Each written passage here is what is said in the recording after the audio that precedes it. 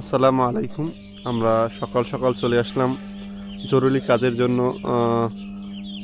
গিরিডে maintenance কাজ করব আমরা। সামনে কালবৈশাখী ঝড়, সেই লক্ষ্যে আমরা আজকে গিরিডে মেনটেনেন্স কাজ করব। আমরা সকাল সকাল চলে এসেছি। সকাল 6টার প্রোগ্রাম ছিল। আমরা এই যে দেখতে পাচ্ছেন আমরা এসেছি। এখান থেকে আমাদের বিভিন্ন জায়গায় 33 কেবি লাইন গিয়েছে 132/33-তে।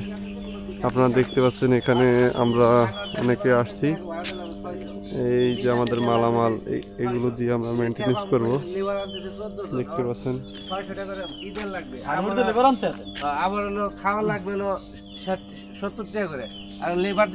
এখানে আমাদের সহকর্মী ভাইরা আছে।